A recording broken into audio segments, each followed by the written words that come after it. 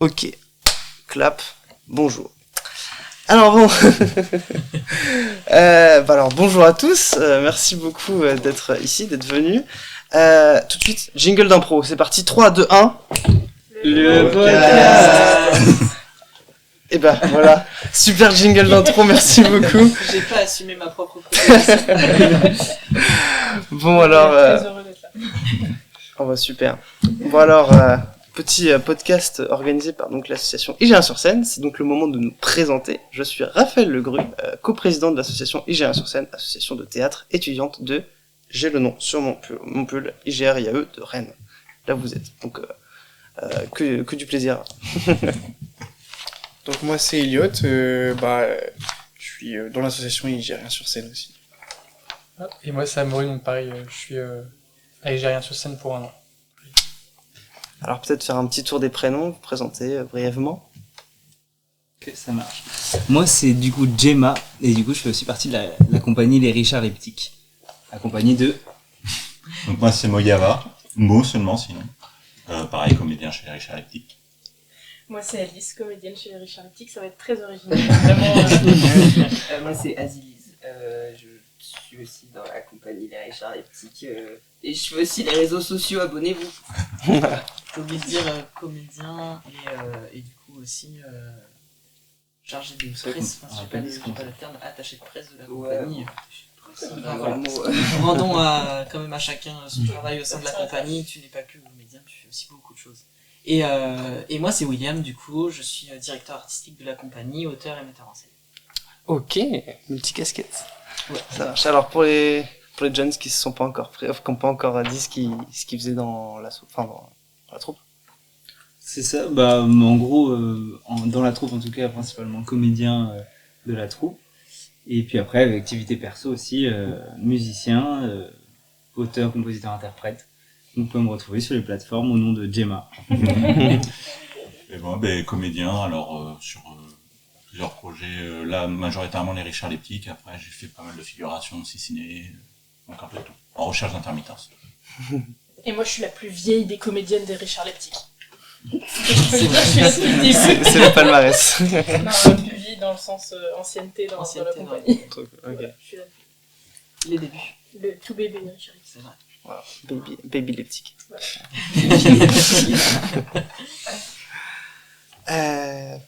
Allez-y, peut-être enchaîner sur une petite question. Et du coup on se demandait, vous avez tous un parcours un peu différent, vous êtes tous arrivés différemment, à différents moments dans la troupe, mais du coup quand est-ce que vous avez commencé à faire du théâtre, et ça vous vient d'où? On garde le même tour de truc ou... On peut faire le tour inverse. Ouais, vas-y, on fait le tour inverse, vas-y. Bon. Allez, ouais, on commence par metteur en scène. Moi j'ai pas toujours fait du théâtre, en l'occurrence. Mon expérience elle remonte à mon année de CM1 pour la première année, je sais plus trop quel âge on a en CM1, une dizaine d'années à peu près. Et j'ai fait 1 an de théâtre avec un professeur qui m'a terrifié, vraiment, et qui m'a fait dire à l'époque je ferai jamais de théâtre de ma vie, je déteste ça, je ne veux jamais mettre les pieds dans un théâtre de ma vie. Raté, chapeau. Ça a changé. Et finalement, je suis arrivé sur Rennes en 2015 pour faire une formation en cinéma à Rennes 2 initialement. Et finalement, je me suis rendu compte qu'il y avait un truc qui me manquait, que c'était presque ça, mais pas ça que j'avais envie de faire. Et on avait tronc commun avec le théâtre. Et en fait, au fur et à mesure, je suis allé voir un spectacle au TNB. Et ça a été la grosse claque artistique où je me suis dit, mais en fait, c'est ça le truc qui me manquait, c'était le vivant du spectacle vivant, en fait. Au cinéma, tu peux monter comme tu veux, prendre des bouts, de ficelle et monter quelque chose. Au théâtre, si c'est loupé, c'est loupé. Et on peut pas revenir dessus, et j'aime ce côté-là spontané. Et donc du coup, j'ai commencé vraiment à me mettre dedans fin 2015, début 2016. Et après, premier spectacle en 2016-2017. Et maintenant, on en est là. Moi, j'ai commencé le théâtre... Alors mes parents, quand j'étais enfant, ils disaient que c'était la commedia dell'arte à la maison. Donc on peut dire que j'ai commencé le théâtre quand j'ai commencé à parler finalement. Mais dans la réalité, j'ai commencé le théâtre en 6e parce que mon frère a fait du théâtre et je voulais pas être moins bien que lui. Du coup, je me suis aussi inscrit. Et ça a mal tourné. J'ai fini par faire ça tout le temps. Et j'ai pas arrêté depuis la 6e. Après, je suis partie en art du spectacle à Rennes 2 aussi, mais moi direct en théâtre. Et maintenant, je suis au conservatoire. Enfin, je fais que ça de ma vie de toute façon. Un bilan positif. J'ai commencé en 4e, je crois. Parce que j'avais une copine qui faisait des petites pièces de théâtre pour jouer devant les parents. Donc amateur plus. Mais première expérience, trop chouette expérience. Et ça m'a trop plu et j'ai voulu continuer parce que ses parents, à elle, étaient dans le spectacle. Donc son père est régisseur lumière et sa mère elle bosse à la Cité des Congrès à Nantes. Et ils m'ont dit que ce que je faisais c'était cool.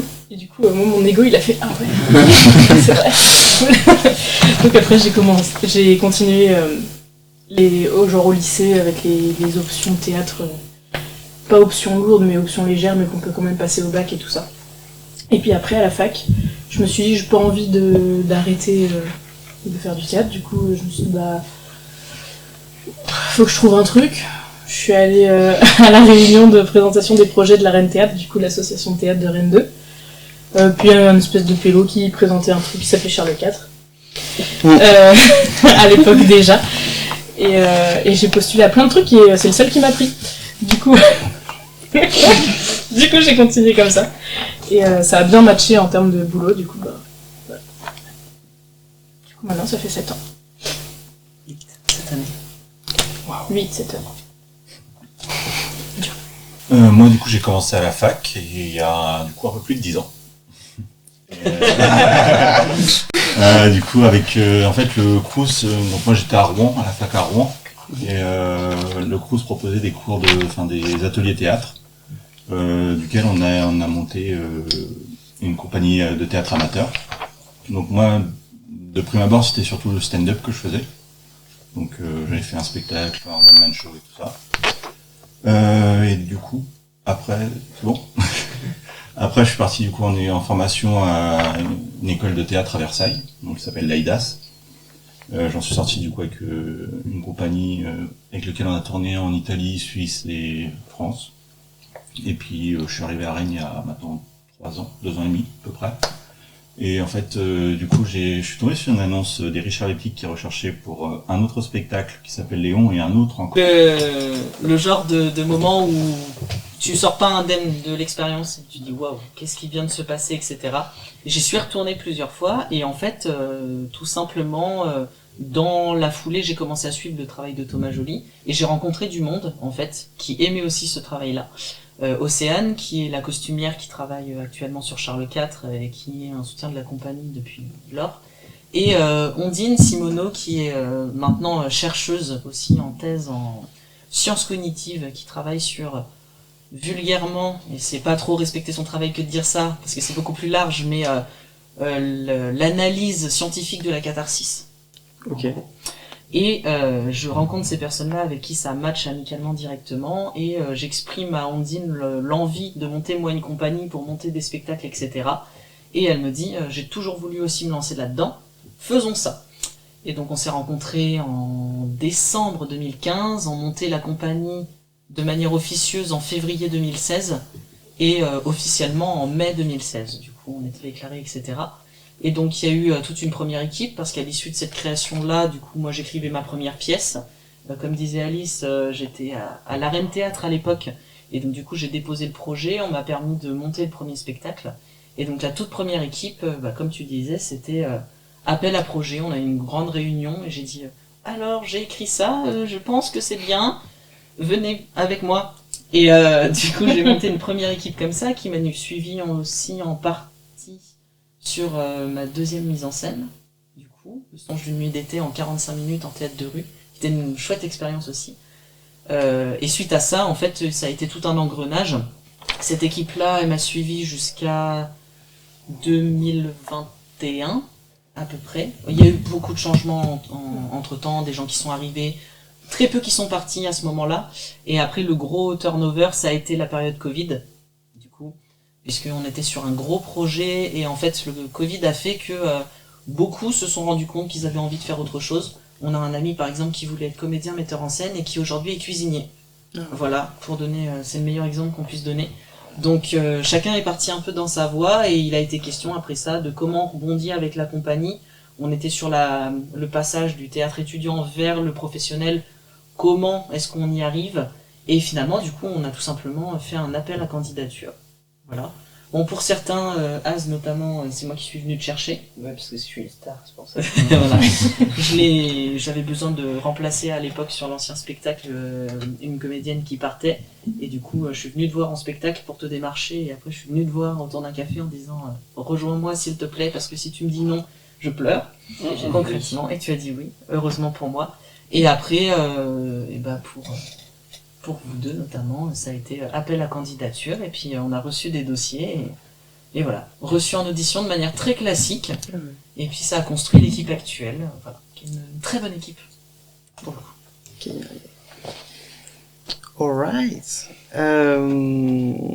Ok, alors bon, c'était des petites questions de présentation.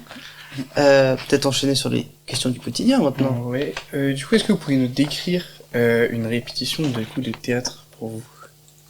D'abord, on prend le petit déj. C'est important de le dire. Non mais pour de vrai, je défendrai cette chose parce qu'on en rigole, mais c'est notre moment de cohésion d'équipe, de début de répétition. Voilà. C'est sur les répétitions qui durent une journée, évidemment. On prend pas le petit déj si on répète que le soir, mais. Mais on mange quand même le soir, généralement ensemble, même si on répète le soir. Ouais. Souvent les horaires. Ouais. Surtout toi. Superwoman. Vous avez commencé Bah, on prend le petit déj, après on s'échauffe. C'est ça. On fait souvent un ninja, ce qui est une version un peu améliorée du ninja qu'on connaît, que le commun des mortels connaît. Excusez-nous, nous ne sommes que d'humbles mortels.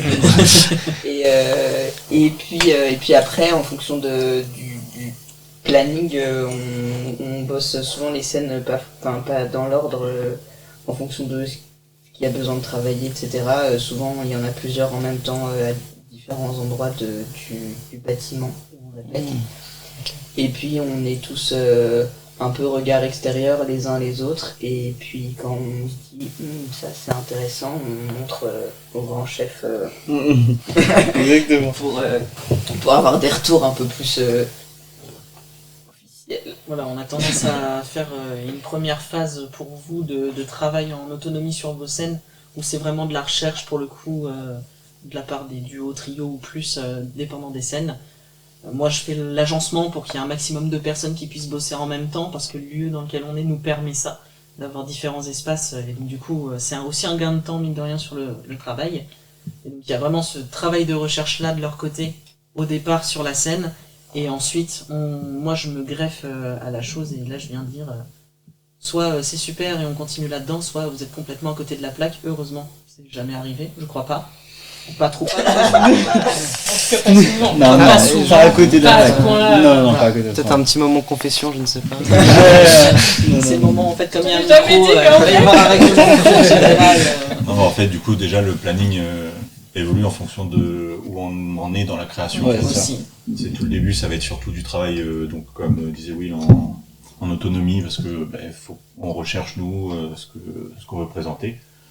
Et puis donc au fur et à mesure, si c'est validé, on bosse dessus, on essaye de trouver encore d'autres choses, parce que de toute façon c'est le spectacle vivant, il faut que ça évolue. Ouais, Si on bloque un truc, ça serait un peu triste. C'est ça. On a eu pas mal. Excuse-moi, vas-y, je t'en prie. Non, vas-y. Non, je me disais, par rapport au début de la créa, on avait eu pas mal aussi, qu'on a fait moins du coup sur la fin, mais beaucoup, un moment d'introspection sur nos personnages, des questions à poser, se charger, des moments un peu comment dire, un peu mystique, orbitant, où on est tous allongés par terre, enfin selon comment on est confortable, etc. Il y a de la musique, on se met dans l'ambiance, etc. Recherche un truc qui est complètement nouveau, en tout cas pour moi. Et c'était c'était aller chercher des choses, on allait chercher des questions fortes en fait pour nos personnages, et puis après les développer, puis après on pouvait rentrer effectivement dans ce travail de jeu, de scène, etc. Puis là maintenant, du coup, on est arrivé à un point où ça va être surtout du filage, quoi. Donc c'est filer, retour, et puis après on retourne sur un filage, et si vraiment il y a des scènes qui ont vraiment pas fonctionné pendant les filages, mais on revient sur ces scènes-là pour les fignoler un peu et tout. Là on est sur la partie, en tout cas la mise en scène la plus fun, c'est-à-dire que tout le gros du travail il est déjà fait, Et maintenant, on en arrive au point où je dis, lève un peu plus ton sourcil quand tu dis ça. Ouais, là, c'est bien. On est vraiment sur ce point de détail. Moi, j'aime être très précis. Peut-être trop pour certains, je sais pas. Mais très très précis dans les propositions et dans comment elles vont être amenées et comment on va transmettre l'émotion brute que je veux qu'on transmette. Par ces petits détails-là. Donc là, c'est la partie fun, quoi. C'est le petit point de détail que le public va pas forcément voir, mais qui va faire la différence quand même si on le voit pas. On est là-dedans maintenant. Ok. Et du coup, vous avez parlé du ninja tout à l'heure, donc la plus grande question, la plus importante, c'est quoi votre petit exercice d'échauffement favori, ou est-ce que vous faites tout le temps le ninja? Fait tout le temps. Non, on a d'autres On va C'est- pas inventer autre chose. Mais soyons honnêtes, c'est quelque chose qu'on questionne en ce moment parce que en fait, c'est devenu un espèce d'automatisme, cette partie de ninja. Et en fait, on se rend compte qu'on prend peut-être. Alors, je parle peut-être pas au nom de tout le monde, j'ai pas envie de brusquer les gens, mais on prend peut-être moins de fun en réalité sur l'échauffement. Tu dis ça parce que t'as un mollet en vrac. C'est ça. Peut-être rappeler le principe du ninja. oui, Oui, pour les personnes qui écouteraient ce podcast et qui se disent mais de quoi on parle, je crois qu'on parlait de dans le langage théâtre. codé. Ils sont masqués, qu'est-ce que c'est C'est un exercice d'échauffement qui permet la réactivité, l'écoute et de s'échauffer tout bêtement. L'objectif étant d'éliminer les adversaires, comme je dis à mon groupe de CP, de devenir le roi des ninjas, en éliminant tout simplement les autres. Par touche, c'est Par des... touche. Pas système pas de touche. littéralement, Corps, ce serait un peu tour par dangereux tour, pour une classe de chacun son CP. tour, un mouvement, On n'a pas de sabre. sauf toi. Voilà. Après, il y a aussi quand même tout ce qui va être échauffement corporel et échauffement vocaux, mais bon, ça, après, c'est un peu pareil, c'est un peu en autonomie, chacun de son côté.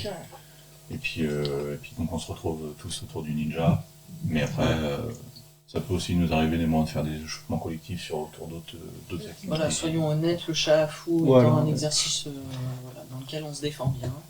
On s'est déjà retrouvé à faire des chats à fou avec d'autres groupes, en tout cas à l'époque on était encore à la fac. Voilà, c'est nous les big boss du chat à fou, soyons honnêtes. Hein, au conservatoire ils sont trop forts. Je me fais défoncer par les gens du conservatoire pour le coup. C'est l'entraînement. Voilà, mais on aime bien les petits jeux. Enfin, moi, c'est un truc que je fais aussi avec mes élèves que je forme en théâtre. C'est passer par le jeu, c'est un bon moyen de faire un peu communauté avec le groupe et en même temps de s'échauffer avant de passer sur le gros du travail. Quoi.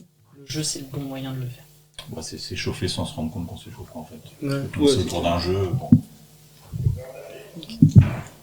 Ok, donc faites pas de petites pluies ou de petites douches. Je sais plus ce que vous avez fait. La pluie qui tombe là. La pluie qui tombe. Mais Clotilde, elle est un peu...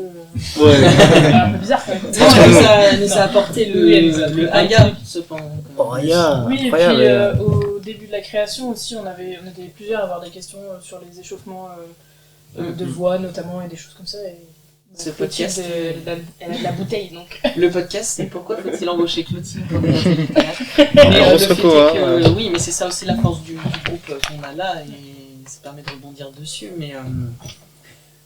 Mais c'est ce truc de, comme on est tous formés différemment, on n'a pas tous la même approche du théâtre et pas tous les mêmes habitudes. Et du coup, quand on met en commun nos connaissances et nos habitudes, on arrive du coup, enfin voilà, on apprend beaucoup de choses ensemble. Ok, bah alors, je rebondis sur le apprendre ensemble et plus apprendre. Qu'est-ce que ça vous a appris globalement le théâtre dans la vie de tous les jours? Qu'est-ce que ça vous apporte? Qu'est-ce que ça vous a appris? Vaste question, hein. Le mensonge. La manipulation. Non, je pense que pour ma part, en tout cas, il y a eu un énorme travail de diction. Ok. Donc, j'étais quelqu'un qui parlait vite, qui mâchait ses mots. Désolé, hein, mais et en fait, ouais, savoir se positionner, savoir s'arrêter. En fait, essayer de. Je pense que c'est aussi un travail de tous les jours entre guillemets avec les gens. Regarder les gens, comment ils se déplacent, comment ils mangent, comment ils marchent. Apprendre aussi des petits termes qui permettent aussi de mieux analyser les gens de manière générale. On parlait de moteur, le truc qui me parlait pas au début. En termes de démarche, c'est quoi ton moteur? Tête, jambes, torse, là c'est le ventre. Et en fait, ça permet une observation générale du monde. Et je dirais L'écoute, après je trouve qu'on est une compagnie qui, en tout cas moi c'est ça que j'ai apprécié aussi énormément, c'est qu'on parle tout de suite d'une confiance qu'on peut avoir les uns en les autres, nos limites à chacun, ce qu'on aime, ce qu'on n'aime pas, là où il faut pas aller, là où on peut aller, etc. Il y a toujours ces questions-là avant n'importe quoi, n'importe quel exercice, ou même avant de rentrer dans la compagnie, et ça c'est vraiment vraiment cool. Moi c'était pareil, beaucoup de travail de diction, parce que déjà étant normand, j'avais mon petit accent bien normand, et notamment pour Charles Quint, je jouais un roi avec l'accent normand, sans offense pour tous les Normands, mais bon c'est pas l'accent le plus royal du monde. Je comprends. Et puis pas mal d'exorciser certaines choses. On parle souvent de levier pour les émotions, et notamment avec nos passifs à chacun. On peut tous avoir des histoires différentes, bonnes ou moins bonnes, et de savoir les canaliser pour les utiliser quand on va jouer des trucs qu'on a vécu qui étaient pas cool. Si à un moment on doit jouer plus dans la tristesse ou dans la colère, c'est très utile. Et donc moi personnellement, ça m'a appris à pas mal canaliser ça. Je suis d'accord. Je trouve que c'est une vaste question. Ouais, de ouf. Parce que je pense que c'est un peu inconscient, les trucs que ça t'apprend. Enfin, je me suis jamais dit, qu'est-ce que j'ai appris ce soir. Enfin, je suis assez d'accord avec Mo sur le fait que, enfin voilà, je suis la première concernée dans le sens où je joue le méchant, c'est hyper cool parce que t'es méchant sur un temps donné et du coup après ça va mieux dans ta vie. Parce que t'as été méchant pendant toute la journée, le week-end, et du coup c'est bon. Du coup je pense que pour ce genre de choses, je suis d'accord avec toi, mais je saurais pas dire ce que ça m'a vraiment appris. Je pense que c'est genre une sorte d'état d'esprit. Je comprends ce que tu veux dire aussi par le fait d'écouter les gens et tout. Moi, je pense qu'il y a quelque chose de l'ordre de la posture aussi. Ouais. En tout cas, je me rappelle qu'à l'époque, quand je faisais du théâtre au lycée, le fait que les règles de base de quand t'es au lycée et que tu fais du théâtre pour la première fois, non, en fait, tu te recroquevilles pas comme ça et tu parles bien comme ça et tout machin. En fait, ça aide dans la vie de tous les jours parce qu'à force d'en faire, voilà quoi. T'es plus ouvert et je sais pas. T'es moins renfermé sur toi-même quand t'es face à des gens, quoi. Je trouve ça utile là-dessus. Moi, ça m'a appris à parler à des gens, je pense. Moi, je dirais que par rapport à ce que tu disais, moi, c'est vrai qu'il y a une sorte aussi de forme d'exorcisme. Tu exorcises un peu tes émotions que tu vas pas nécessairement utiliser dans ta vie, parce que évidemment le contexte fait que c'est compliqué, t'es avec des gens, il faut savoir se tenir, etc. J'ai beaucoup travaillé avec les enfants, et des moments, les émotions, il faut les garder parce que tu peux pas nécessairement communiquer de la colère ou des choses comme ça. Donc d'un coup, tu sais que tu arrives dans un lieu où ton personnage, sur le moment, va pouvoir te permettre en tout cas d'exprimer cette émotion-là, etc. Et c'est vrai que c'est assez libérateur aussi pour le coup. J'ai trop du mal à répondre à cette question, mais aussi je pense que parce que savoir ce que le théâtre m'a apporté dans la vie de tous les jours, alors que le théâtre c'est ma vie de tous les jours depuis des années, donc en fait j'arrive pas à savoir. Et en plus, il y a des trucs que j'ai appris à faire au théâtre que je fais pas du tout dans la vie. Genre j'ai découvert en allant voir une orthophoniste que je respire très bien au théâtre, mais dans la vie je sais pas respirer. Alors qu'il y a aucun souci au théâtre, je respire hyper bien, mais pas dans la vie. Du coup c'est il y a plein de trucs comme ça, mais pareil, ce que disait Alice de la posture, je peux avoir une posture quand je joue, mais dans la vie j'ai une posture naze. Et du coup, bon. Je pense que le truc principal, ça doit surtout être l'écoute collective et le travail en équipe. Mais pour le reste, je saurais pas du tout répondre à cette question. Mais je pense que oui, le travail en équipe, on l'apprend bien en faisant du théâtre parce qu'on est obligé. Tu m'offres un pont d'idées merveilleux, mais moi c'est vrai qu'en tant que metteur en scène, c'est aussi une approche qui est différente de tout ça. Moi, clairement, ce que j'ai appris, et c'est peu de le dire, mais c'est le management d'équipe, énormément. Entre petit moi à la fac qui monte son premier spectacle et grand moi maintenant qui monte le même spectacle mais pas le même, il y a eu énormément de choses. Je veux dire, je me suis tollé énormément dans la gestion d'équipe, mais du coup, j'ai appris énormément de choses aussi. J'ai appris des relations conflictuelles qui se développent aussi au sein d'un projet parce que la communication est pas là, etc. Et encore, sur cette créa-là, j'ai appris encore beaucoup de choses, mais qui nous permettent, nous, de communiquer en interne aussi. Bon, des fois, on va pas se mentir, on est tous humains. Il y a des moments où même en voulant communiquer, on n'y arrive pas. Mais on arrive maintenant de plus en plus dans une dynamique d'équipe qui, moi, me plaît énormément, où on prend le temps et on se permet aussi de se dire les choses les uns les autres. Et c'est ça qui m'aura appris le plus. Moi, j'ai été beaucoup moins comédien que auteur et metteur en scène. Donc c'est vrai que, pour autant, le fait d'avoir joué à l'université, ça m'a appris beaucoup de choses par rapport aux exigences que je peux avoir aussi avec une équipe. Parce que je suis tombé avec une metteuse en scène, qui est une copine aussi, qui était extrêmement exigeante, au même titre que moi. Et du coup, le fait de le vivre m'a permis à ce moment-là de me dire, ok, tu peux pas non plus tout demander aux gens. Faut quand même être un peu tranquille sur certaines choses. Mais je suis très exigeant pour autant sur beaucoup de choses, c'est pas vous qui direz l'inverse. C'est clair. Voilà. Mais je pense que là-dessus, c'est vrai que c'est ça qui fait aussi que notre équipe elle fonctionne, c'est la communication en interne.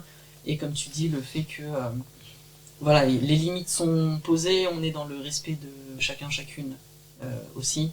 On peut se parler aussi de s'il y a des moments où ça va pas, etc. Et voilà. Et je pense que le gros point fort aussi de cette équipe-là en particulier, qui avait pu pêcher avec l'équipe précédente, c'est la scission entre les relations amicales qu'on a pu développer aussi en dehors du boulot et nos relations au boulot.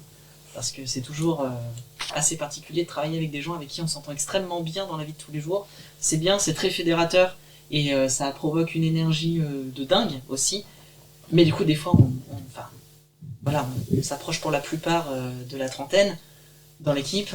Et, il y en a qui l'ont dépassé. Voilà, pour la plupart, donc.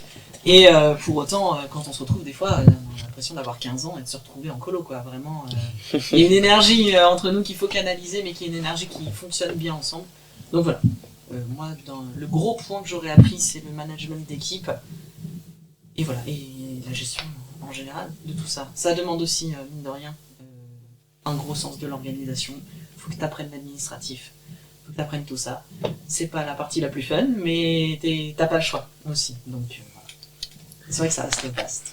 De toute façon, l'idéal pour savoir ce que le théâtre a apporté, il faudrait rencontrer nous sans théâtre. Oui, je trouve qu'une bonne manière de s'en rendre compte, c'est d'en parler avec des gens qui ne sont pas du tout dedans. C'est vrai que des fois, en discuter avec moi des proches qui ne sont pas du tout là-dedans, qui sont professeurs au lycée par exemple ou quoi, des fois ils me disent « Attends, je sais pas de quoi tu me parles, je te comprends pas ». Et du coup, tu te rends compte aussi de ce que ça t'a apporté, toutes les connaissances emmagasinées quand tu te confrontes à des gens qui sont moins dans le milieu. En tout cas tout le temps, parce que comme tu dis, une fois que tu es dedans tout le temps, tu t'en rends même plus compte en réalité. Après pour le coup, tu vois, genre moi du coup ça fait même pas 2 ans. Du coup j'ai l'impression d'avoir un mois qui a pas si longtemps que ça. Et j'aurai la nuit, hein. Je conseille à tout le monde de faire une activité de ce genre-là, du théâtre autre chose, mais en tout cas faire des choses avec les gens et tout, c'est incroyable. J'ai toujours travaillé toujours tout seul, et à partir du moment où j'ai commencé à bosser avec des gens et avec vous, ça a changé énormément de choses, vraiment. Cœur. Après, je rejoins tous un peu, ajouter avec un point de vue qui est beaucoup moins professionnel, on va dire. Mais effectivement, le théâtre, on le rabâche tout le temps, mais quelque chose de très terre à terre qui parle beaucoup aux étudiants, c'est juste l'aisance à l'oral, présenter un projet, présenter un sujet qu'on a préparé ou non, et et avoir cette capacité à pas se faire déconcentrer par une audience, à garder le fil de ce qu'on veut dire, savoir où on va.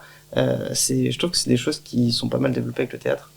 Et puis avec la petite touche présidence d'assaut et tout ça, effectivement en fait c'est pas facile de manager une équipe, de gérer tous les emplois du temps, de gérer l'administratif.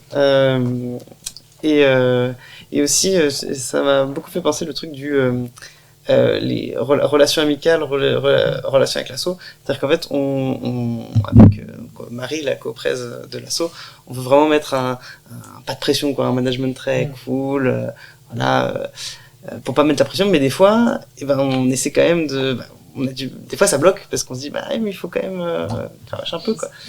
Et c'est difficile quand on a commencé à instaurer cette ambiance, tout ça. Donc c'est vrai que c'est le management d'équipe, je me rejoins dans ça. Ouais, toujours sur la balance de à quel moment tu peux recadrer. Ouais. Et le plus important, enfin, ce que j'aurais appris avec l'équipe actuelle avec laquelle je travaille, c'est tout le monde était au clair sur le fait que non mais là à tel moment il faut qu'on travaille. Donc si quelqu'un hausse le ton en disant là on est en train de faire n'importe quoi, il faut qu'on se recentre. Personne ne va se formaliser de ça. Ou alors si c'est le cas, on va en discuter derrière. Mais pour le coup, tout le monde est capable de se remettre au travail et ça c'est un truc qui est hyper important. Et pour avoir expérimenté l'inverse de ça va, c'est tranquille, puis du coup ça devient que trop tranquille. Et après tu t'oses plus aussi dire bon allez au boulot maintenant on s'y met. Ou alors tu tombes dans un truc très extrême de d'un seul coup la colère, l'énervement tout de suite sur on n'a pas avancé, c'est le stress, c'est tout ça. Donc, tout à fait, ouais. Bien trouver la balance entre les deux, c'est pas facile. Alors, les gars, peut-être que vous voulez ajouter quelque chose, les deux zigotos. Bah, pour l'instant, j'avoue que je sais pas trop ce que ça m'a apporté réellement. Bah, ça fait depuis septembre, donc ça fait pas beaucoup de temps. Mais oui, bah voilà, après j'ai pas trop. Pour toi qui disais que tu voulais vaincre un peu ta Ouais. timidité et tout, ça t'a aidé déjà ou tu Bah, t'en rends compte je trouve être un peu plus à l'aise à l'oral vu que bah, mercredi j'avais pas appris mon texte et j'ai réussi à quand même l'avoir quoi. Mais après oui, sinon après j'ai pas trop d'autres exemples réellement. Je pense que pour rebondir là-dessus, je pense que ça apprend à gérer le stress en un sens. Je suis désolé, il faut que je me rescratche en même temps, je fais beaucoup de bruit. Mais en fait, en soi, c'est ce que je dis toujours à mes élèves, c'est que ça enlèvera jamais le stress de passer devant une audience ou quoi. Mais ça permet d'avoir les petites techniques qui font que, ok, tu sais que si tu trembles devant un jury, ça va pas le faire, donc comment tu peux te tenir, etc. Comment tu fais aussi pour bien articuler, pour pas te perdre. Et je pense que ça, c'est un truc qu'on s'en rend pas compte aujourd'hui, mais ça apporte énormément là-dessus. Tu vois, le fait que tu dises j'avais pas mon texte et j'ai réussi à m'en sortir, déjà, c'était dans un truc qui... Ce n'est pas une raison pour ne pas apprendre. Moi j'avais une question pour vous, parce que du coup, quand vous avez commencé, peut-être que vous deux, vous étiez encore étudiants, vous avez à peu près le même âge? Oui. Non, je sais pas trop. Oui, nous on a le même âge. Et du coup, le metteur en scène a le même âge que les comédiens. Ouais. Est-ce que pour vous c'était difficile ou pas, ou enfin voire même vous étiez plus jeune que d'autres comédiens, et du coup est-ce que c'est une difficulté ou pas ou... Alors, moi, je trouve d'un point de vue personnel que à partir du moment où je suis rentré à la fac, j'ai l'impression que tout le monde a eu le même âge que moi. Vraiment. Il y a un espèce d'effet de... Enfin voilà, je reprends une anecdote comme ça. Une copine de promo, en début de L2, elle nous dit ce week-end, grosse soirée pour mes 18 ans. Quoi? Attends, à quel moment tu n'as pas mon âge? Et du coup, j'ai toujours fréquenté des personnes plus jeunes, plus vieilles que moi, mais avec cette sensation que... Voilà, on est dans la même tranche d'âge, donc on a le même âge. Voilà. Et au contraire, je pense que ça a été plus facile, même, enfin de mon point de vue en tout cas, parce que ça nous est arrivé en audition d'avoir des personnes plus âgées, vraiment plus âgées, qui venaient, qui prétendaient au rôle, etc.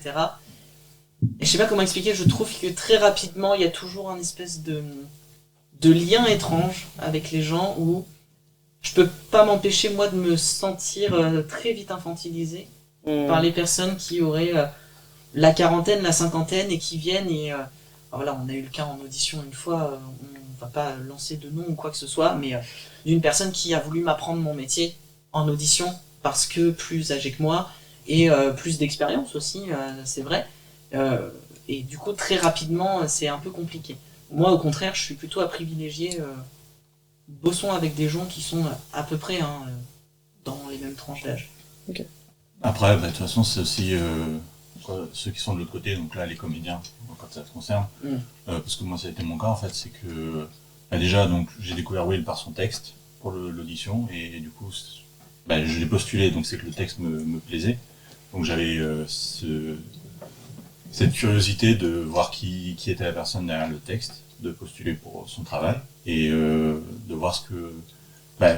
le théâtre, c'est aussi ça, c'est ce que chacun peut s'apporter. Et donc du coup, moi j'étais curieux de savoir ce que Will pouvait m'apporter, et qu'importe son âge en fait. Et du coup, j'ai appris énormément de trucs avec lui. Et donc je vois pas pourquoi je... Enfin, pour moi, le respect en fait, il y a un respect normalement automatique quand même, parce que c'est une personne en face. Donc déjà, et puis c'est pas forcément l'expérience ou ou l'âge qui fait que tu devrais avoir tel rôle ou tel rôle, quoi, en fait. Tu peux très bien être metteur en scène à 18 ans si tu as énormément de choses à faire découvrir, si tu sais où tu veux aller, et c'était le cas avec Will. Donc je vois pas, moi en tout cas ça m'a jamais posé de problème qu'ils soient moins âgés que moi. Et donc je pense que... Puis moi t'es le seul vieux que je tolère, alors ça. Clotilde aussi.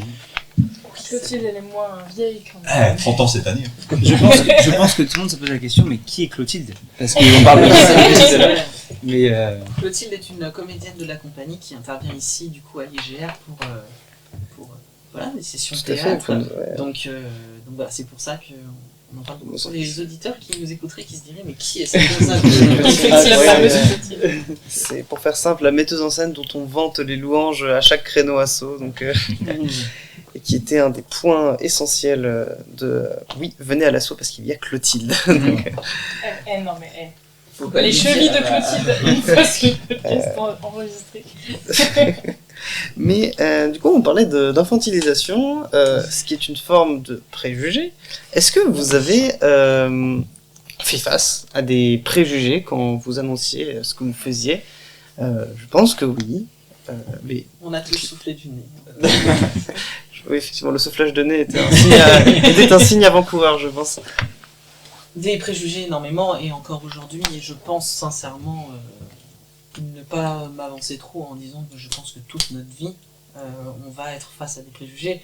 À partir du moment où on travaille dans le milieu artistique, voilà, c'est compliqué souvent de faire comprendre aux gens que on a choisi, pour tous autant qu'on est, de ne pas travailler pour gagner de l'argent, mais pour faire des choses qu'on a envie de faire. Et moi je sais que je viens d'une famille très... voilà, c'est très classique, la manière de concevoir le travail, et du coup c'est une chose que mes parents ont du mal à comprendre. Comment ça se fait que tu passes autant de temps sur quelque chose qui ne te rapporte pas d'argent? Et du coup toujours très compliqué de dire j'ai fait un choix de vie à ce niveau-là, qui est que oui, je ne gagne pas un SMIC par mois, mais je fais des choses qui me stimulent, et je pense qu'on est tous passés par là, peut-être pas pour certains, bon voilà, pour d'autres c'est peut-être encore plus fort en réalité, mais me concernant... Moi j'ai commencé à vouloir faire du théâtre genre comme métier en 3e, donc j'avais quoi? J'avais 14 ans. 14. Non. Si. Je suis en berce. Bref, voilà. Et mes parents, leur première réaction, c'était genre ah bah bon bah tu vas être serveur toute ta vie. Et j'étais, bah non, je vais faire du théâtre. Et eux, mais pendant des années, je pense que maintenant ça va mieux parce que j'ai fait un spectacle professionnel, donc peut-être ça veut dire que peut-être je vais réussir à m'en sortir. Mais jusqu'à même encore à la fac, enfin il y a un truc où pour eux il fallait que je fasse ça à côté comme loisir, et par contre faire un vrai métier. Bah c'est ça, c'est que pour la plupart des gens, le théâtre reste un loisir, que du coup, vouloir en faire son métier, en plus c'est la jungle, comme milieu aussi, mine de rien, mais comme tout ce qui est artistique, la musique c'est pareil, il faut réussir à s'en sortir, le cinéma c'est la même chose, enfin, voilà, et même si on se penche sur des personnes qui feraient genre, des loisirs créatifs, faut réussir à sortir du lot, et donc pour la plupart des gens aujourd'hui, dire mon métier c'est le théâtre, ah oui, mais quand est-ce que tu fais un vrai métier? On l'a tous entendu, je pense, à un moment donné. Ou alors être appelé, moi ça a été le premier truc, c'est ah t'es un troubadour, parce que genre juste tu passes ta vie à droite à gauche, faire de la musique par-ci, faire des pièces de théâtre par-là, dessiner par-là, et non, pas pris au sérieux, et surtout je pense que le truc le plus dur, je dirais, c'est pas être pris au sérieux par les gens qui sont importants pour nous, qui sont censés être notre soutien principal, notre cercle intime ou quoi que ce soit, pas en fait, ce que j'aurais aimé avoir entendu plus jeune, et c'est ce que j'essaye de dire, en tout cas aux plus jeunes, comme je disais avant, je travaille avec les enfants, c'est tu peux le faire, tu vois, tout de suite, très vite. Tu le dis, j'exprime cette envie, comme tu disais, vers la 3e, je pense que c'est, ouais, 5e, 4e, 3e, ça commence à rentrer sérieusement dans la tête, puis t'as pas la sensation autour de toi que c'est quelque chose qui peut être sérieux, et puis tu le gardes pour toi, puis au moment où tu dis allez j'y vais, etc., tout le monde te regarde en mode ah bon, et puis petit à petit il faut prouver en fait, et là Et là, ça Il va, faut une voilà. preuve tangible, quoi. Le Ça spectacle rame, pro. ça rame, c'est ça. Et puis petit à petit, tu dis des chiffres, tu parles d'événements, tu dis machin, et finalement ça commence à être validé. Et en fait, t'es validé par tes pairs finalement, C'est ça. et t'es pas soutenu par eux. Donc le moment où ça va sonner, on saura qui était là. Non, il y a ce cliché qui est les comédiens, ils passent leur temps à s'amuser, quoi. En fait, on est sur scène, on a des déguisements, on joue des personnages et tout ça. Après, il y a beaucoup. Enfin, moi, je sais que ça a été mon cas, par exemple, quand on parlait du cercle familial ou amical, ils s'en sont rendus compte la première fois qu'ils sont venus voir un spectacle. C'est des moments, c'est par manque de connaissance du métier, en fait. C'est soit après avoir vu le produit fini, on se dit ah ouais, il y a eu du travail dessus. Et sinon, c'est aussi par manque de connaissance de ce que c'est de jouer et de répéter une pièce. C'est des journées à travailler, à faire, refaire, des combats à préparer, des chorégraphies à mémoriser, du texte. Et donc tout ça, forcément, déjà quand on voit le produit fini, il y a certaines personnes, ça leur fait le petit tic de « ah oui, c'est du travail ». D'autres n'ont pas forcément ce tic-là et donc se rendent pas compte du travail qu'il y a eu avant. Et donc forcément, ça entretient un peu le cliché des troubadours, quoi, qui Moi, je s'amusent. pense que je suis plutôt dans ce cas-là. Moi, j'ai jamais eu de. Enfin, en tout cas, j'ai pas souvenir de gens qui m'aient dit que c'est pas un vrai métier. Ma mère m'a énormément dit que mon implication, elle était énorme par rapport au fait qu'il n'y a pas de sous derrière. Ouais. Surtout, là, on commence à vite fait se professionnaliser et toucher des petits mini-trucs. Mais pendant longtemps, il n'y a rien eu du tout. Et le temps que tu passes et l'implication que tu mets en termes Temps. de corps, d'esprit, d'énergie, de tout ça. Mais pas au point où non, mais de toute façon c'est pas un métier, tu vois. Mais je pense que tu vois, mes parents ils sont venus nous voir jouer Star de 4. Il y a eu cette espèce de réalisation de ah c'était cool, chouette, mais je pense pas qu'il y a la réalisation derrière de le nombre d'heures que ça implique, comme disait Mo, le combat, le texte, mémoriser tel truc, se réadapter parce qu'en fait il faut que le spectacle il fasse telle heure et pas telle heure, et que machin, et que je pense qu'il n'y a pas cette conscience là. Ouais, ça peut pas pour tous, tu vois, pour le coup, mais parce que tes parents ils sont peut-être moins de ce milieu-là. Ah, ils sont pas du tout. C'est ça, donc Moi, aussi, je sais pas non plus. Je citerai ma grand-mère à ce niveau-là, qui a dit une phrase très juste dernièrement, qui est « Vous ne vous rendez pas compte du temps de travail qu'il y a derrière un spectacle ». Et c'est vrai, elle a raison, c'est que, comme tu disais, en plus, moi j'ai hâte du jour où on pourra se rémunérer sur les temps de répétition et que donc il y aura même plus ce souci de moi je suis pas là parce que je bosse aussi à côté, etc. Et même si pour beaucoup, je pense à Clotilde, je pense à moi, on est encadrant d'atelier, donc on fait quand même du théâtre. Voilà, quand on pourra vraiment être sur une phase en répétition, on est payé pour ça, donc on est à plein temps dessus. Il y a aussi autre chose qui va se passer à ce moment-là, mais en attendant, nos proches ont du mal à se dire waouh, mais attendez, vous avez investi tant d'années de votre vie là-dedans sans être payé, et maintenant vous jouez en étant difficilement payé aussi. Pourquoi ce métier? Et si c'est pas par passion, c'est juste, on s'aime pas là. Mais par rapport au fait qu'il y ait une vision hyper limitée aussi de ce que c'est, ce qui me fait trop rire, c'est que moi quand j'étais en train de réviser pour le bac et que j'y arrivais pas, parce que vraiment, j'ai eu de la galère, ma mère elle me disait mais tu fais du théâtre, enfin t'as qu'à apprendre ça comme un texte de théâtre. Il y a plein de trucs comme ça où ils ont l'impression que le théâtre c'est genre une solution à tout. Pareil, je suis quelqu'un d'hyper assez timide aussi, et il y a plein de moments où on m'a dit mais tu fais du théâtre, ça devrait être facile, enfin t'as qu'à faire comme si tu jouais un rôle. Et où du coup il y a vraiment un truc où les gens se rendent pas forcément compte que en fait c'est un travail, et au même titre que genre je sais pas, quelqu'un qui est prof va pas continuer à apprendre des trucs aux gens partout dans la rue. Bah nous on a, enfin c'est vraiment un travail quoi. Donc en fait on a des trucs qu'on fait au théâtre parce qu'on travaille, et puis on a une vie en dehors. Pas forcément tout le temps, toujours, tous, énormément. J'ai beaucoup de mal à faire des trucs en dehors du théâtre dans ma vie. mais ça existe. Mais c'est ça, c'est en fait il y a un truc où j'ai l'impression, en tout cas autour de moi, que les gens ils n'arrivent pas toujours à se dire que c'est un travail comme n'importe quel travail aussi, même si c'est un métier passion. Métier passion, ça me délecte, j'adore.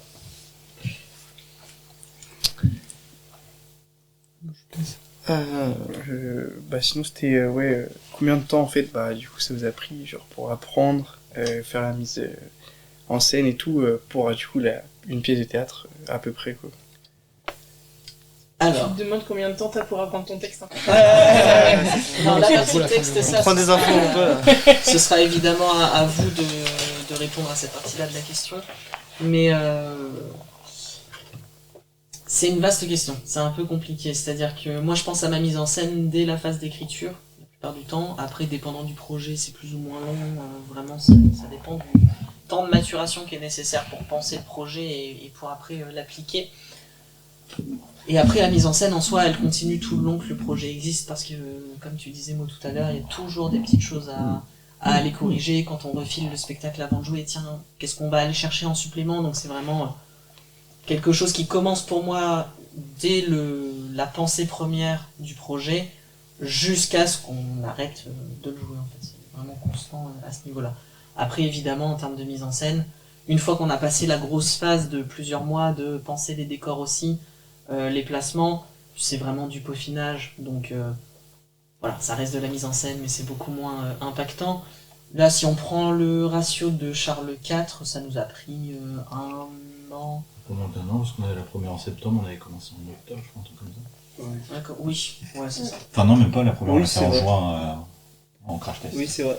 Ouais, voilà, donc, 9 un mois. peu moins d'un an. Je dirais que pour arriver au produit vraiment fini, on a mis un an. Ça, parce En qu'il mise en a scène. tellement évolué le spectacle Voilà. du début, même en termes de durée, même en termes de. Il y a tellement de modifications Ouais, finalement. c'est ça, puis comme vous Parce qu'il y disiez. a encore eu des modifications jusqu'à la semaine dernière. Oui, c'est ça. C'est C'est tout en fait. Spectacle vivant. Et après, pour la partie texte, à vous l'honneur. Ça dépend la taille du texte quoi. Alors, oui. Moi ça m'a Je pense que les deux meilleurs sujets, ils sont là. Je pense que ça dépend beaucoup des gens. Ouais, je Oui. pense, ouais, Et c'est puis ça. notre manière d'apprendre. Enfin, moi, il y a des scènes sur lesquelles je peux bloquer, pas des scènes, mais genre des répliques, sur Ouais, lesquelles c'est tu vas bloquer pendant des mois, et puis. Et tout le reste de la scène, tu l'as. Et ça, c'est à des moments Mais en mettre. fait, j'en sais rien. Je me suis jamais chronométré en me disant, là, aujourd'hui, j'apprends mon texte, je vais regarder combien de temps. Puis, Comment vous apprenez votre texte généralement? Genre, c'est quoi votre... En marchant? en faisant des allers-retours dans la cuisine. Bah, en C'est fait, ce qui marche le mieux pour moi. même dans des trucs de la vie de tous les jours, moi je sais que quand Charles IV a commencé, je travaillais, du coup je faisais des livraisons de journaux la nuit, et au volant, pendant que je livrais mes journaux, je répétais mon texte et tout ça. Donc en fait, c'est mettre à profit des petits moments qu'on peut avoir, faire le ménage chez soi, n'importe quoi.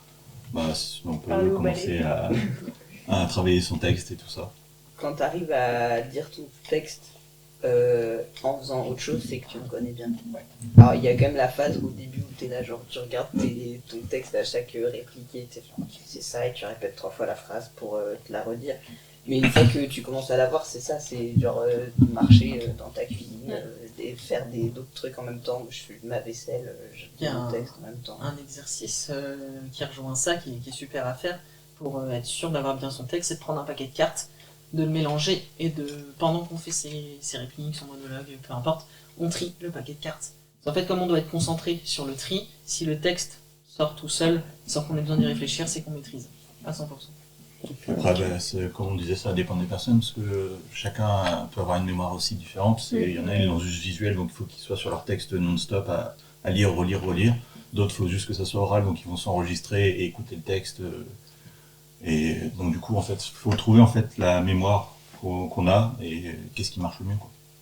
Moi, je dirais j'ai 3 phases à peu près pour le texte. C'est dans un premier temps, je prends le texte et je fais les répliques, etc. Je suis plus allé sur mon téléphone parce que du coup, je peux remonter et jusqu'à ce que ce soit mon moment de parler. Et je fais la réplique. Si j'y arrive pas, je reprends du début la scène et je refais jusqu'à ma réplique. Si j'y arrive, je continue. Et après, dès que je rate, je reprends. Dès que je rate, je reprends. Après, je dirais, j'ai utilisé une technique que j'ai écoutée dans Le Soleil de Platon, un super podcast avec Charles Pépin sur France Inter l'été. C'est très chouette. Et du coup, c'était un un auteur, un artiste, qui parlait de la mémorisation, etc. Et il disait il faisait des longues balades pour retenir ses chansons, etc. Il y avait des points d'accroche sur les arbres, sur les feuilles, sur le sol, machin, etc. J'étais en mode, ah ouais, fascinant. Du coup, ça rejoint un peu ce que tu disais quand t'es en voiture, ou quand tu fais ta vaisselle, ou ouais, enfin, je pense que t'as des points d'accroche visuels aussi qui peuvent aider. Après, comme tu disais, chacun a sa mémoire, il y a des mémoires auditives, d'autres visuels, il y en a qui ont besoin de l'écouter, s'écouter, le faire, parler. J'ai besoin de le faire. Des fois, je connais pas la moitié de mon texte, et en fait, au bout de 3 fois où on a fait la scène et où j'ai un peu galéré, je l'ai. Ok, ouais, c'est marrant. J'apprends hyper vite à l'oral. Bah, quand on est italienne, elle demande en italienne, genre, je sais pas moi, 3-4 fois la scène, etc. Même avant de la jouer, vraiment, en italienne, entre nous, en italienne. Puis une fois qu'on est chaud, on rajoute un peu en allemand, on rajoute des déplacements, puis paf, on rajoute du jeu après, petit à petit. Et l'étape est comme ça. Mais sinon, moi, je sais que je fais un travail chez moi où je me filme, et je joue, et je me dis, t'es nul. T'es nul, t'es bien, c'est bon, c'est validé. Et après, moi, j'ai besoin de me valider moi-même avant de pouvoir proposer quelque chose, parce que vu que j'ai moins d'expérience, j'avais pas de confiance dans mon jeu de manière générale, et il a fallu que moi-même j'ai plus ou moins confiance pour ensuite pouvoir vous le proposer et me dire ok, c'est validé, parce que sinon je vais pas y arriver, j'ai la sensation en tout cas. Ouais, t'es très exigeant, toi-même. Tu l'es plus que je ne le suis, avec toi, je pense. Et pourtant. Alors du coup, est-ce qu'on apprend vraiment son texte quand on est comédien pro? Parce que nous, notre président, quand on fait des italiennes, n'apprend pas son... Enfin, s'il connaît très bien son texte, Ouh, ça balance. mais il est pas capable de ressortir. Il ressort tous les mots, mais dans des sens différents. Ah oui, non, ça La c'est phrase vrai. n'est pas exacte. Est-ce que vous apprenez vraiment mot pour mot votre Alors on a texte intérêt.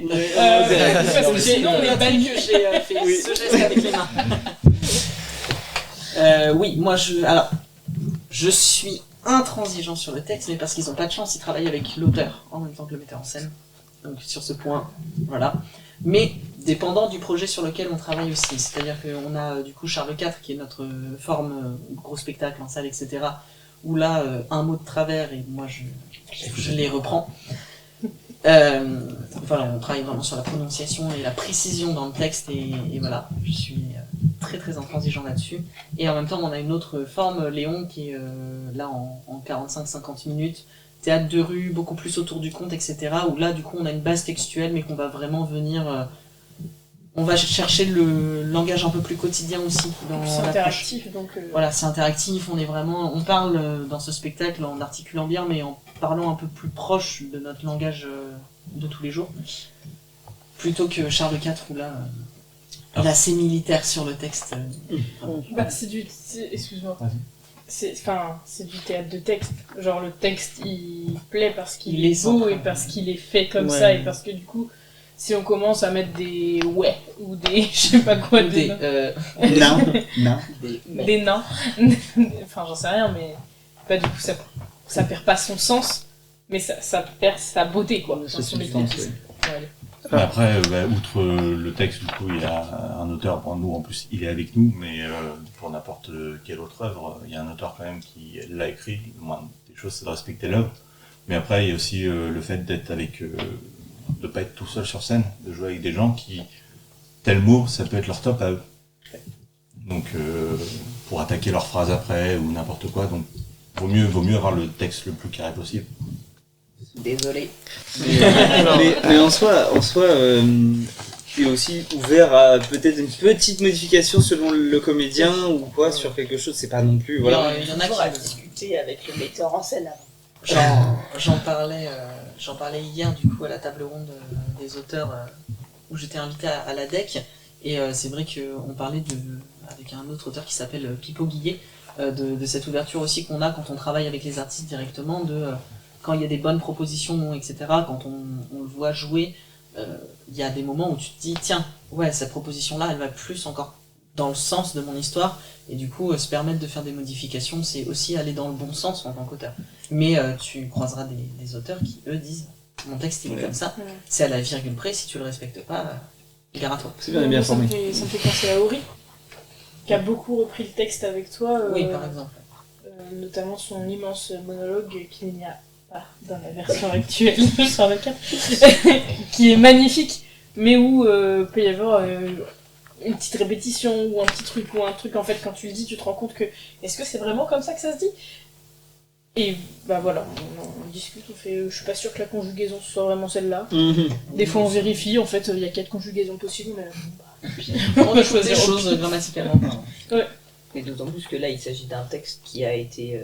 Enfin, tu l'as réécrit et on s'est tout de suite mis à la création de la mise en scène. Ce qui fait qu'il n'y a pas eu 15 000 relectures comme il peut y avoir quand on publie un texte.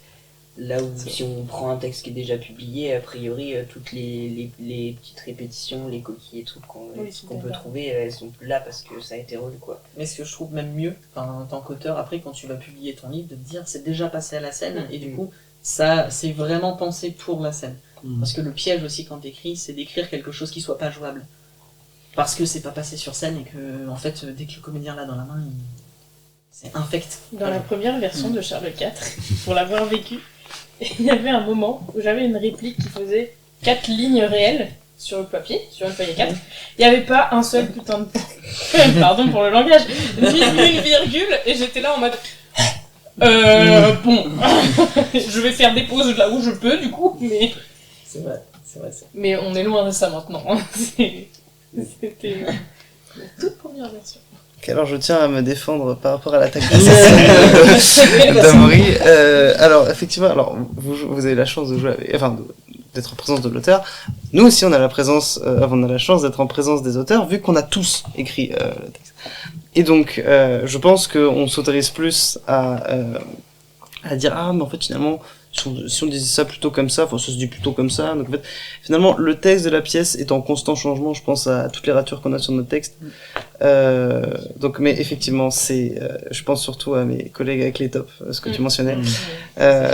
Effectivement, j'ai tendance un peu à trop partir en live. Donc, Et le travail d'écriture collective est pas du tout le même aussi. Non. Là, comme il y a tout le monde, vous pouvez réagencer. Moi, ils sont obligés de me suivre. Ils ont pas le choix. Est-ce que vous avez vu une petite question avant Oui, vous avez parlé de différents genres. Enfin, vous jouez en salle, en rue. Vous avez fait de la tragédie et de la comédie. Oula. Non. La comédie, jamais. Parce que vous avez dit ça tout à l'heure, j'en ai cru entendre ça et du coup. Non, Non, il y a une scène comique. Ah ok. Moi, j'écris que de la tragédie. Léon est pas comique, mais il est plus léger. Oui, Voilà, on n'est pas sur de la grosse tragédie, mais tout simplement, j'ai essayé d'écrire de la comédie, j'y arrive pas. C'est pas du tout mon domaine. La Et scène en que fait- t'as écrite est très bonne. En fait, voilà, mon truc à moi, c'est j'écris du tragique, très lourd, et au milieu, je viens ponctuer avec des scènes un peu plus humoristiques, histoire qu'on souffle à un moment donné. Charles IV, sans les 2-3 petits moments où on souffle un peu, c'est lourd à recevoir, c'est lourd à vivre en tant que spectateur, en tant que comédien, c'est pareil. Et du coup, on a besoin de moments où on va respirer, mais j'arrive pas en fait, tout simplement. L'exercice d'écrire exclusivement de la comédie est un exercice que j'arrive pas à faire. Et donc, je préfère me concentrer sur ce que je maîtrise, parce que je le fais bien, je crois, en tout cas. Des retours qu'on en a, et voilà. Plutôt dans cet ordre-là. Et après, Léon est beaucoup plus léger, voilà, on est sur du jeune public, donc voilà, on va pas faire quelque chose d'extrêmement dramatique, parce qu'on a besoin aussi de les agripper, mais c'est beaucoup plus... c'est l'univers du conte, donc on est sur quelque chose de plus léger quand même. En fait, ce qui est comique, entre guillemets, dans Léon, c'est plus la mise en scène que le texte, quoi. Enfin, c'est genre, je pense à la scène d'Edouard, par exemple. Oh bah il est drôle, hein. C'est Edouard. Non, mais oui, je sais, mais c'est ce qu'on en... Enfin, si tu prends que le texte, purement le texte...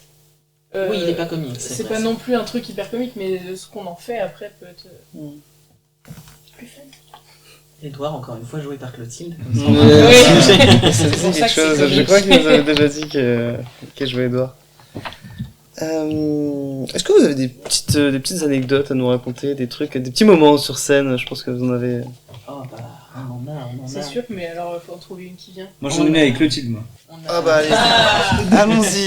Alors, je remets en contexte, on est à tournée parisienne, je dirais que c'était la 6 ou 7e date. Donc on joue. Ah oui.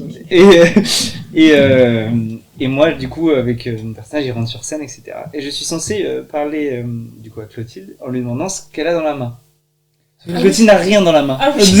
Et du coup, problème. Bon, heureusement, mon personnage n'est pas très fut-fut, donc c'était pas trop compliqué à jouer la surprise. J'étais surpris pour plein de choses. Et du coup, au lieu de dire la main, j'ai dit à l'autre endroit où pouvait être l'objet, etc. Donc un corps pour le coup. Mais du coup, j'ai dit, mais qu'avez-vous, au lieu de dire qu'avez-vous dans la main, j'ai dit, madame, qu'y a-t-il sur le corps, etc., etc. Et j'ai vu la détresse, les yeux de Clotilde en mode, aide-moi, je sais que ta réplique, c'est possible, ça va me mettre dans la sauce. Mais c'était ça. Petite anecdote assez bien fini quand même. Des petites histoires sur scène. De toute façon, il y a eu déjà rien que la dernière date qu'on a faite au TDC, où dès le début, en fait, on avait un décor qui était installé Oh là là. d'une certaine façon oui. précise Je l'avais pas fait. sur scène, et en fait, on est tous séparés, et que pour rejoindre certaines personnes, il faut passer devant le public. Il y a pas de Donc de base, on avait dit, on pose tout, et on passe pas devant le public, et sauf que arrivé là, en fait, on a des pointes du coup dans le spectacle. Et, les pointes n'étaient pas dans le bon ordre de qui devait avoir. Et donc, on s'en est rendu compte peut-être une dizaine de minutes avant que Quand le tout le spectacle monde commence. était là, quoi. Moi j'étais en régie avec Nolwenn, du coup notre régisseuse, et je vois Ori qui arrive dans la régie. Qu'est-ce que tu fais là? On monte sur Et scène qui là. me dit, on a un problème. Je dis, quoi? Et on joue dans 10 minutes, on a plus le temps. Et qui me dit, en fait, on a interverti 2 pointes, sauf qu'on peut pas faire le tour sans être à vue du public. Du coup, qu'est-ce qu'on fait, quoi? Est-ce qu'on traverse? Et du coup, moi j'ai dit, oui, bah, assumer le truc, tant pis, hein, et on fait l'échange, et c'est ce qui s'est passé. Je suis même pas sûre que les gens ils aient fait gaffe. Moi, l'anecdote Oh, que si. j'ai qui m'a le plus marqué dans toute l'épopée théâtrale depuis le départ de la compagnie, ça a été du coup, comme on a pu le mentionner plusieurs fois, Charles IV existait dans une première version que j'avais montée à la fac, et après j'ai réécrit le texte parce que c'était mon tout premier, donc en quelques années ça a évolué évidemment au niveau de l'écriture. Et sur cette première version, on jouait du coup dans une salle des fêtes, là où j'ai grandi en région centre, avec l'ancienne équipe. Putain, je sais ce que tu vas dire. Ouais. Et donc un peu roots, hein, très peu de moyens techniques, déjà on arrive sur les lieux. Mon ancien prof de théâtre devait nous prêter du matériel, d'ailleurs, donc c'était drôle. Quand je l'ai revu à ce moment-là, je me suis dit, oui, ben, en tant qu'adulte c'est beaucoup moins terrifiant. Et en fait il a mis vraiment beaucoup de temps sur l'installation, et moi j'ai besoin que ce soit très effectif dans ce qu'on fait, et du coup déjà un petit peu énervé. Là-dessus, il faut savoir que notre compositrice, qui jouait aussi dans le spectacle, est quelqu'un qui ronfle énormément. Et du coup, il y a toute une partie de l'équipe qui avait très peu dormi la nuit. Et il y a un comédien, en fait les pendrillons sont des murs en dur, là-bas dans la salle des fêtes, qui s'est adossé le long du pendrillon avant de rentrer sur scène et qui s'est endormi debout le long du pendrillon. Voilà. Et la scène commence et lui n'arrive pas. Il ne rentre pas sur scène, il est pas là. Et moi je me dis, tout me passe par la tête, je suis en régie, je me dis, est-ce qu'il a fait un malaise? Qu'est-ce qui se passe pour que lui soit pas arrivé sur scène? Et heureusement pour nous, il y avait Tube Dual dans l'équipe, qui est le roi de l'impro, puisqu'il faisait partie de la troupe d'impro rennaise à l'époque déjà, qui du coup à bras-le-corps rebondit, qu'on commence à imaginer un truc dans le texte, pour essayer de tenir la scène jusqu'à ce que du coup, le comédien se réveille. Et en fait, il a dit très fort le nom du personnage. Et ce comédien-là, il s'est réveillé, il a été en autopilote, et il s'est réveillé pendant la scène. Et en fait, il maîtrisait tellement ce qu'il faisait que jusqu'au milieu de la scène, en fait, il n'était pas réveillé, mais son cerveau connaissait le texte. Donc, tac, tac, tac, tac, il était en train de tout déblatérer. Et en réalité, il s'est réveillé vraiment qu'au milieu de la scène. Voilà. Donc à la fin du spectacle, je suis allé le voir en disant, mais qu'est-ce qui s'est passé? Est-ce que ça va? Enfin, voilà. Et il fait, je me suis endormi. Comment ça, tu t'es endormi? Il faut savoir que c'était la première ou deuxième scène du spectacle, vraiment. Deuxième. Donc c'est très au début, quoi. Donc c'est ça, je pense que c'est le truc le plus farfelu qui me soit arrivé en représentation. J'imagine vraiment ta tête sur le personnage. Notre première de Léon, l'Urban Trail. Oui, En fait, on a eu 4 représentations et 4 fois les armes qui cassent pendant le combat. Ah, Il n'y a pas que les armes qui ont cassé d'ailleurs. Non. Donc, on a eu Les ça. armes qui pètent, à finir en total impro le combat. Purée. Et donc du coup, il y a donc finalement un pro textuel, mais aussi un pro des gestes, quoi. Donc, Ah oui. ça demande une putain de coordination au niveau de compréhension, de... Bah là pour la partie combat, l'avantage c'est que du coup on se bat tous les trois, donc Mo, Alice et moi. Et toi Mo t'es beaucoup plus formé en combat, et donc du coup c'est souvent lui qu'on suit là-dessus. Bon, notamment quand ton épée s'est cassée en deux, et que tu me l'as montré, que tu m'as montré que tu la jetais en me faisant on va finir ça à la bagarre au point. là t'es obligé de suivre, mais heureusement, voilà, le fait de travailler avec des gens qui sont formés et qui sont vraiment compétents, qui savent ce qu'ils vont faire, et on sait où on doit finir en fait. Et on sait que comme c'est pas prévu, il faut qu'on aille au plus court pour y arriver. Voilà, ça fait que on arrive à un résultat qui fonctionne, les gens n'y ont vu que du feu. Nous, on est un peu transpirés pour le coup. C'est tout l'intérêt de savoir être des bons ninjas.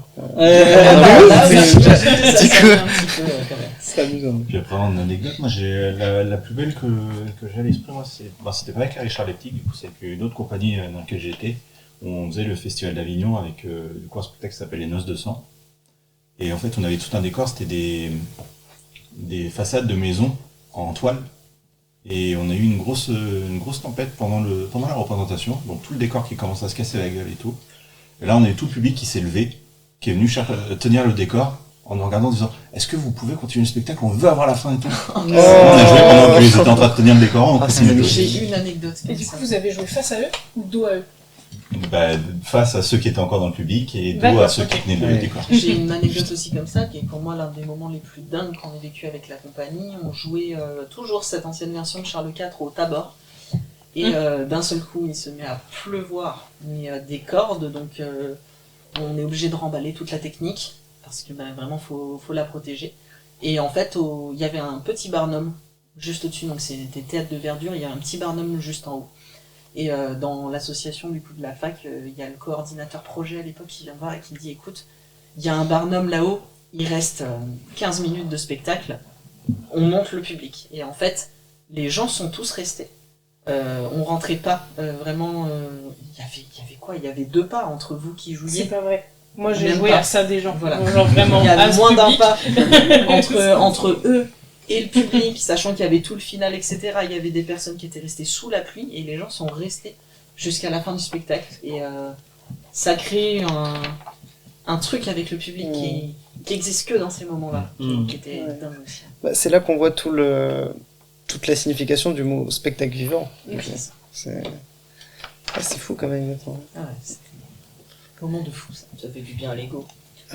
Oui, puis c'est un partage qui, tu vois, eux ils ont vécu cette représentation-là, il n'y en a jamais eu une seule autre qui va y ressembler, et c'est ça qui est dingue.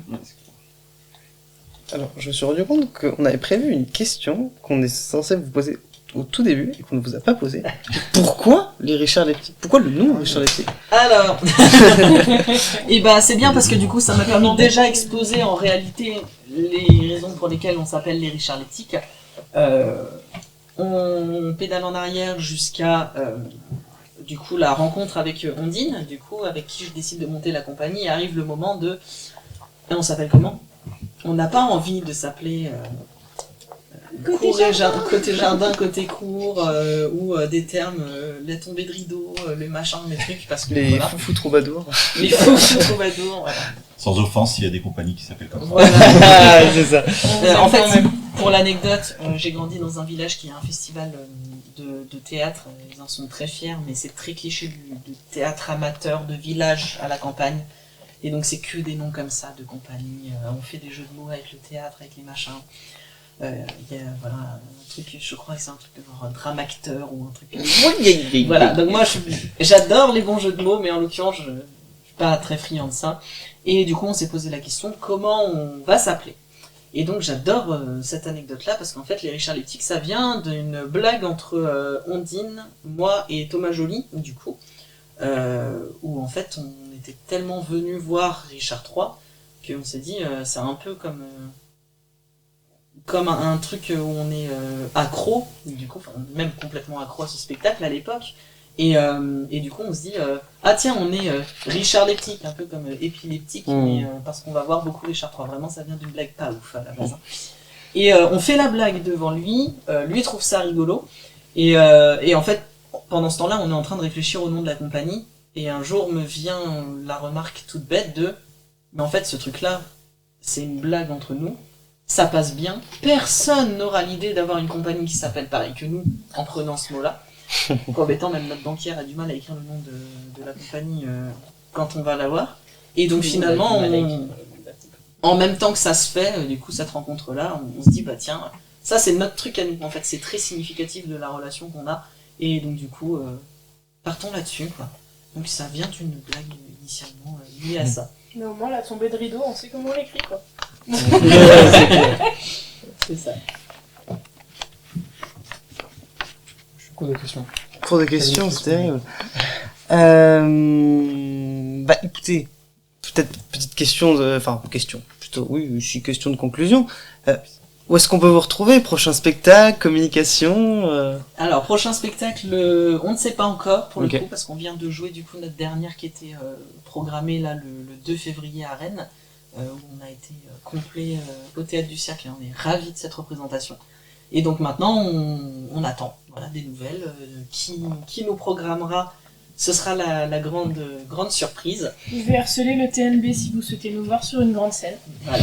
N'hésitez Donc, pas. donc à voir, pareil pour Léon, pour le moment on prend une petite pause un petit peu, on parle du spectacle aussi, enfin une petite pause, on se prend une petite semaine un peu tranquille après notre représentation, et après on repart sur notre diffusion, donc tout ça ce sera balancé sur nos réseaux sociaux, Instagram, Facebook notamment, les nouvelles dates quand on en aura évidemment, et on vous y retrouvera avec grand plaisir. On a hâte Et déjà. comment ça s'écrit Richard Leptic pour nous retrouver sur les réseaux sociaux? Oui, évidemment, je vais prendre la place de Capi qui dit toujours ça à la fin du spectacle. @Richard Leptic. Richard comme le prénom sans le D, Leptic comme épileptique sans le épi. Et voilà. Abonnez-vous. Allez voir le travail de Az sur les réseaux sociaux, ça lui fera plaisir. Voilà, puis n'hésitez pas à regarder un petit peu, à regarder les critiques qui nous ont été laissées.